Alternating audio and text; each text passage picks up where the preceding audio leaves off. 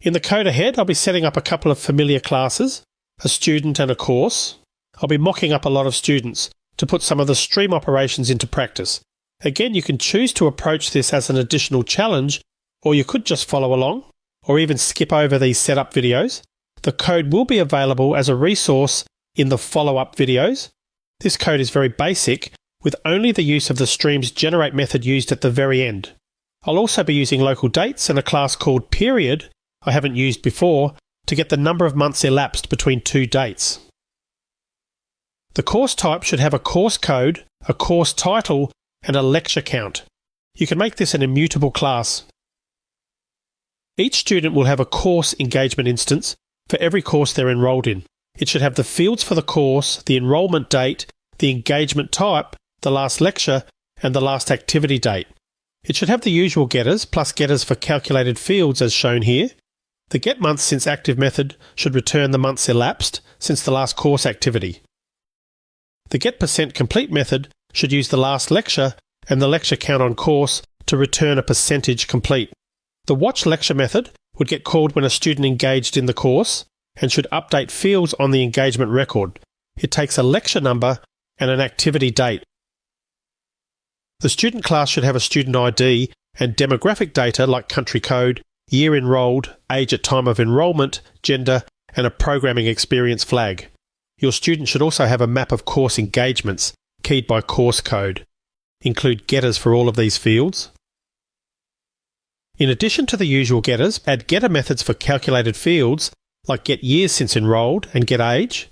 Include the getters, get months since active and get percent complete, that take a course code and return data from the matching course engagement record. Add an overloaded version of get months since active to get the least number of inactive months from all courses. You should have overloaded add course methods, one that takes a specified activity date and one that will instead default to the current date. Include the method watchLecture that takes a course code, a lecture number and an activity year and month and calls the method of the same name on the course engagement record. Finally, create a static factory method on this class, getRandomStudent, that will return a new instance of student with random data populating a student's fields.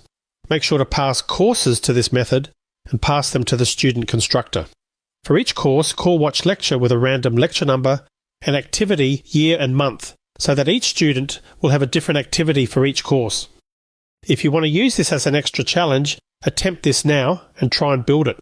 When you're ready, come back and we can walk through it together. Okay, so let's build this. I've created a new project called Streaming Students, and that's got the usual main class. I'll start with the course, and that's going to be a record.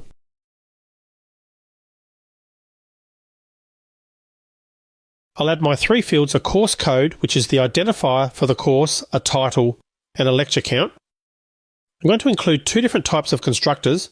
First, I'll generate a custom constructor for just course code and title. I'll change 0 to 40, making that the default lecture count. I'll insert a compact constructor next, just to add a little validation on lecture count. I'll add this above my custom constructor. Now I'll just add code to check if the lecture count argument is less than or equal to 0, and if it is, I'll make it 1. I'm going to use this to check percentages. I don't ever want to get a divide by 0 error. I'll generate the toString method, and as usual, select none, and replace the generated return statement there. I'll add a formatted string that prints the course code and title of the course. That's all I need for my course record. Next, I'll set up a course engagement class. I want this to be mutable to some degree, but I still want to use encapsulation to control the mutations. I've said I want 5 fields on this class. The first is the course that this engagement activity pertains to, and I'll make that final. It'll get set on construction only.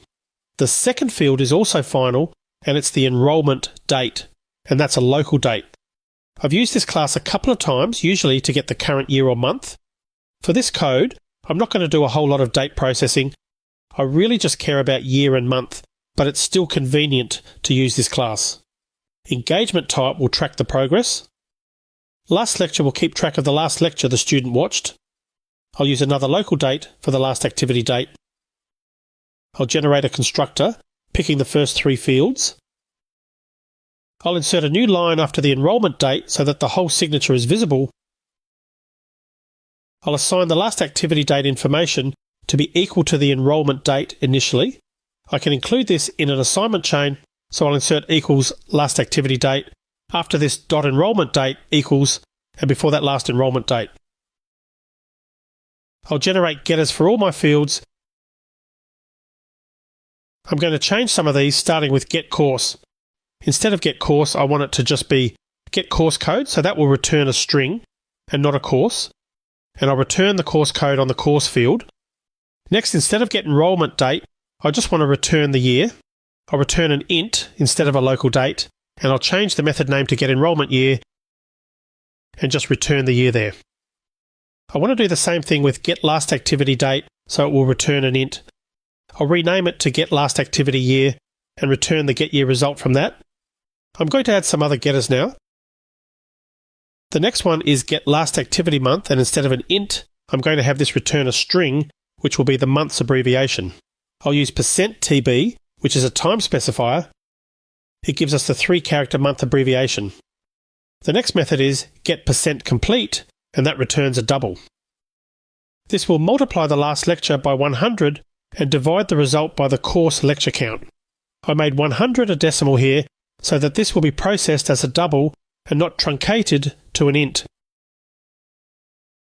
The next method is get month since active, that takes no parameters and returns an int. Again, I'll make it public.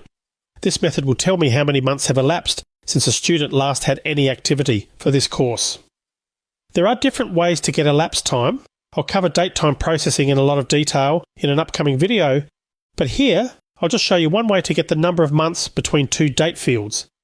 First, I'll get the current date, and you've seen me do this using the now method on local date. There's a class called period introduced in JDK8 that has a static method on it, named between, that takes 2 dates.